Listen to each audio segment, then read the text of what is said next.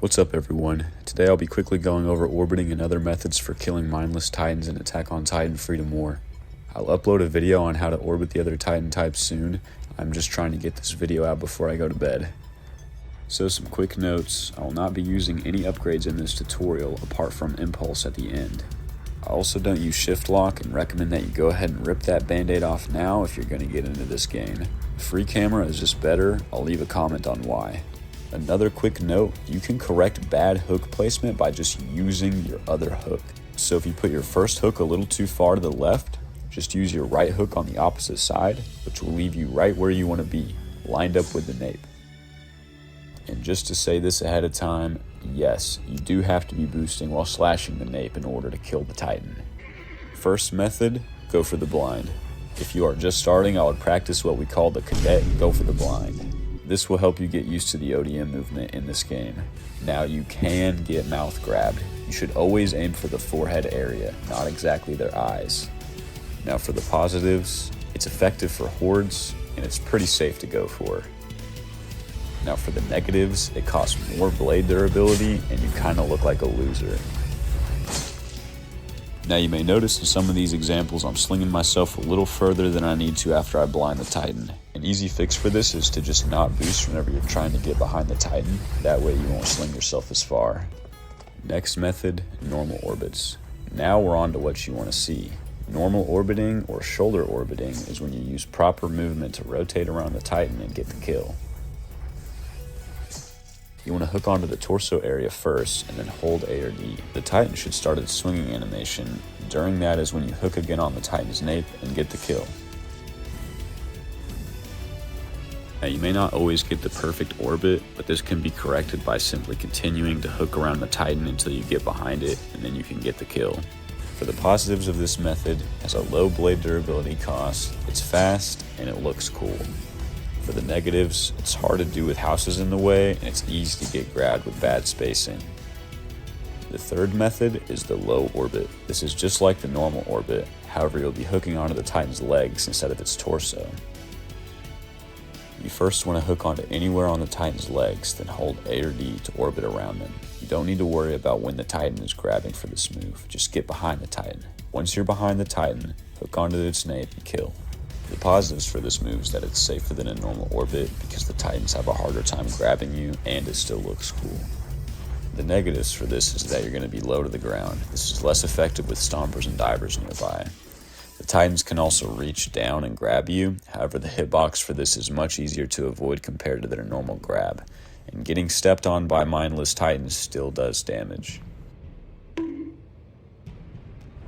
Method 4, the slip under. A lot of players don't know this, but you can actually pass through a titan's legs without taking damage. You just need to hook onto the upper thigh area. After passing the titan, quickly turn around and hook onto the titan's nape while it's still facing the other direction. Now for the positives of this move, it's better for maps with buildings around. The titans have a difficult time turning around, and it only costs 1 blade durability. Now for the negatives of this move is it's easy to accidentally take damage, it's low to the ground, it's ineffective in groups, and if they happen to be a spinner, you're going to get jump scared. Method 5 is the leg chop. Now I really don't recommend ever doing this without using the impulse skill. This is because of how much blade durability it costs, and if you don't get both legs, then the titan won't be stunned. To do it, just grapple onto the titan's legs, boost, and slash. You should try to aim for the middle of the titan's legs, that way you can get both of the legs in one chop. The titan will be stunned and you can finish them off. Now if you use impulse like you should for this move, your blade durability won't go down. To do this, get the impulse skill and use it while boosting towards the legs and then slash. You will notice I actually go a bit too far on this example. A simple trick to avoid this is to just not let go of your first hook, which will make you bounce back towards the nape. For the positives of this move, it's effective with impulse, it's effective on mindless hordes, and legs heal slowly compared to other titan parts. For the negatives, this is going to cost more gas if you do decide to use impulse. It's a waste of blades, and if they happen to be a spinner, you're in a really bad spot.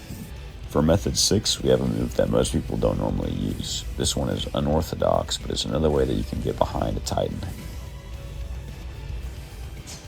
You first need to hook onto the top of the Titan's head and then hook onto the tip of its shoulder.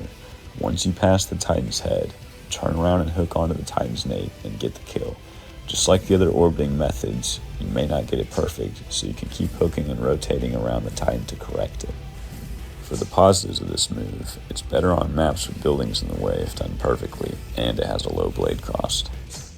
For the negatives, this move can be hard to aim and it's easy to get grabbed. As a final bonus, decapitations. Everyone wants to know how to do it. First, you need to have the impulse skill. That's it. That's the only thing you need. Next, you can use any of the orbiting methods shown in the video. You just want to be lined up with the Titan's nape.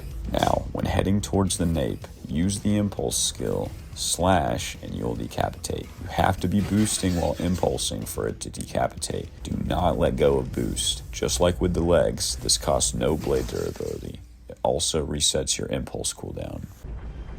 Thank you everyone for watching. This is my third video on the channel. I'll make more guides soon showing how to orbit the other Titan types.